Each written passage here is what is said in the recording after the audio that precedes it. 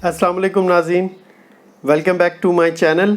हमारी आज की वीडियो का टॉपिक जो है वो सबसे पहले हम बात करेंगे कि प्रायोरिटी डेट क्या है।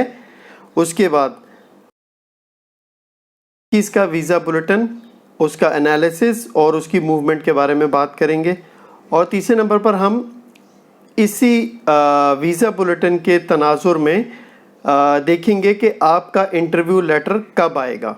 सबसे पहले बात करते हैं कि प्रायोरिटी डेट क्या होती है।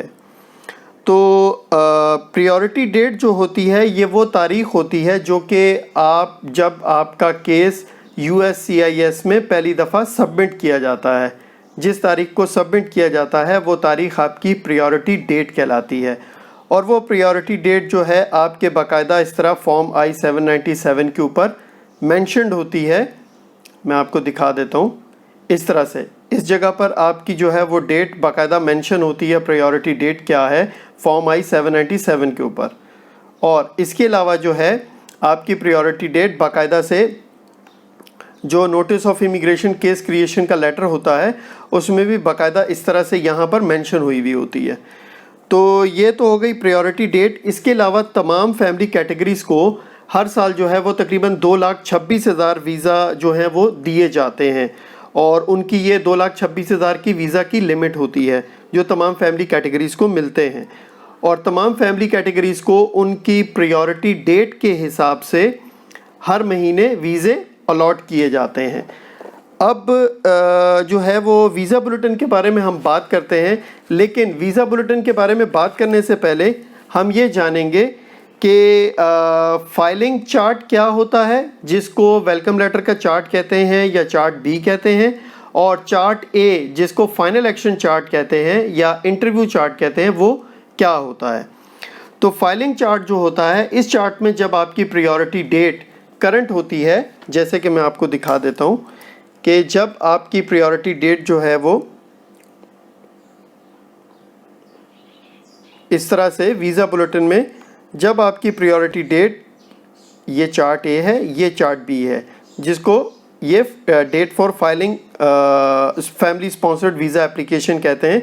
इसमें जब आपकी प्रायोरिटी डेट करंट होती है तो यहाँ पर तो आपको वेलकम लेटर आता है जिसमें बाकायदा से आपका जो है वो केस नंबर होता है NVC का, और उसके साथ जो है आपकी रिसिप्ट ID होती है, जिसको इस्तेमाल करते हुए आप अपना अकाउंट जो है CA की वेबसाइट पर रजिस्टर करते हैं, जो मैं आपको सबका वीडियो में पहले बता भी चुका हूँ।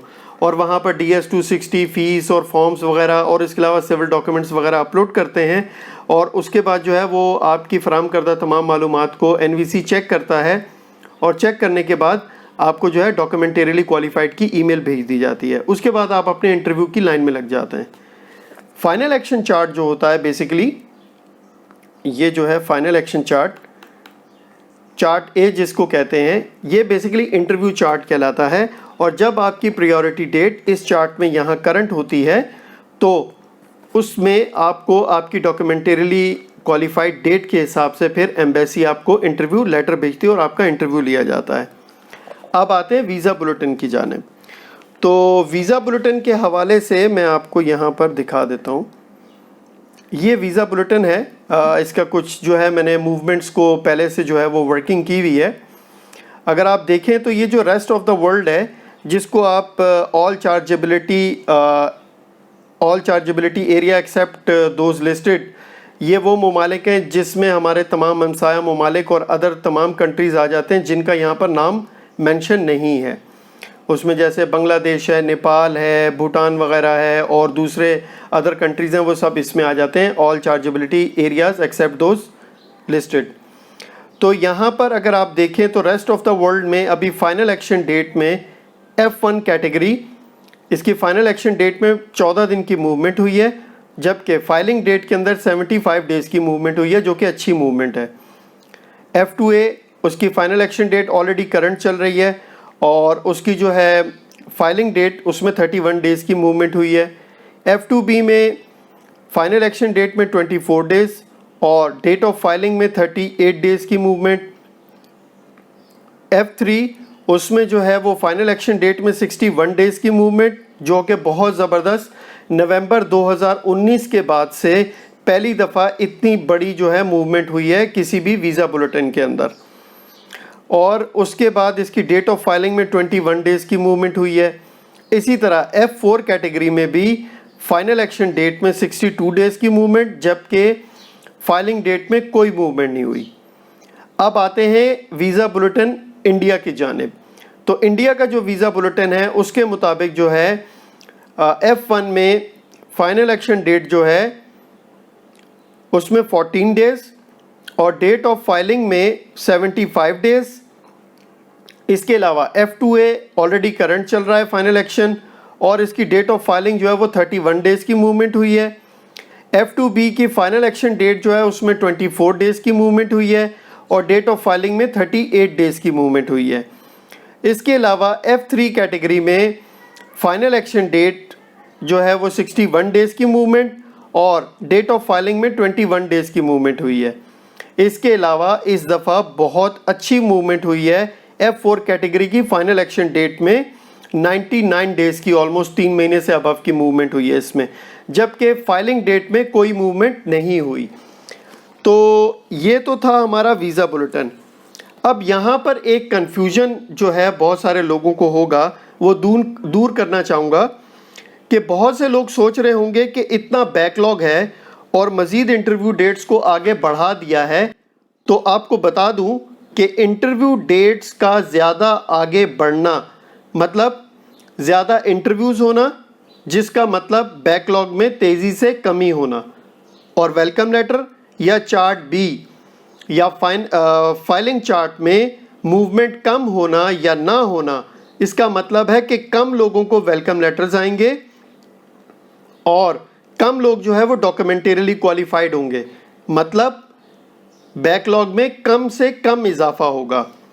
और इस मौजूदा मूवमेंट का 6 से 8 माह के बाद सबसे बड़ा फ़ायदा ये होगा कि बैकलॉग काफ़ी हद तक कम हो जाएगा और फिर वीज़ा बुलेटिन में मूवमेंट्स जो हैं वो बहुत तेज़ी के साथ आगे बढ़ना शुरू हो जाएंगी।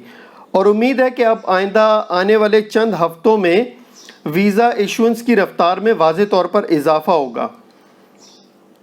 अब बात करते हैं कि आपका इंटरव्यू कब आएगा। तो सबसे पहले जो इमीडिएट रिलेटिव्स की कैटेगरी है, मतलब IR1 से लेकर IR5, तो इस वक्त उनके जो लोग 1 जुलाई 2020 तक डॉक्यूमेंटरीली क्वालिफाइड हुए थे, उनके एम्बेसी में इंटरव्यूज़ 28 जुलाई तक जारी हैं और उन पे काम हो रहा है। और इस हफ्ते नए जो हैं वो इंटरव्यू लेटर्स आने की उम्मीद है। इसके बाद फैमिली कैटेगरीज में मतलब F1 से लेकर F4, तो इस वक्त एम्बेसी में अक्टूबर और नवंबर 2019 के डॉक्यूमेंटरीली क्वालिफाइड वो लोग जिनके इंटरव्यूज़ मार्च 2020 में एम्बेसी बंद हो जाने के बायस कैंसिल हो गए थे, अब उनके इंटरव्यूज़ लेटर्स आए हैं और उनके बाकायदा बहुत ज़ोरों शोर से इंटरव्यूज़ हो रहे हैं। आज एक दोस्त का इंटरव्यू था एम्बेसी के अंदर, तो इंटरव्यू के दौरान मुशाहिदे के मुताबिक, उसके ज़ाती मुशाहिदे के मुताबिक एम्बेसी में काफ़ी रश था और फैमिली कैटेगरीज ख़ुसूसन F3 और F4 कैटेगरी के काफ़ी इंटरव्यू के लिए लोग वहाँ पर मौजूद थे।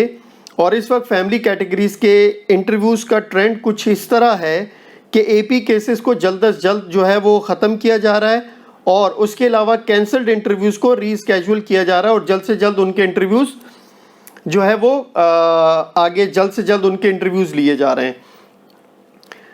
लेकिन ताहाल नवंबर 2019 या दिसंबर 2019 में डॉक्यूमेंटरीली क्वालिफाइड होने वाले लोगों से लेकर अब तक जितने भी लोग डॉक्यूमेंटरीली क्वालिफाइड हुए हैं, उनमें से किसी को भी नए इंटरव्यू लेटर्स नहीं आए।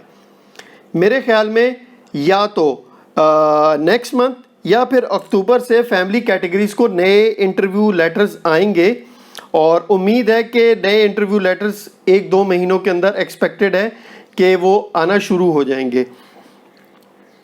तो ये थी हमारी आज की वीडियो वीज़ा बुलेटिन की मूवमेंट के हवाले से और कुछ इंटरव्यू के हवाले से प्रेडिक्शंस और वीज़ा बुलेटिन की मूवमेंट के ऊपर एनालिसिस वगैरह। तो आगे जो है जिस हिसाब से ट्रेंड चल रहा है वीज़ा इशुएंस का और इंटरव्यूज़ का, तो उस लिहाज से ये लग रहा है कि आइंदा आने वाले कुछ हफ्तों में मज़ीद पिक्चर क्लियर होगी कि ये ट्रेंड किस जानिब जा रहा है और मज़ीद वाज़े तौर पर पता चलेगा कि फैमिली कैटेगरीज़ को कितनी प्रेफरेंस दी जा रही है।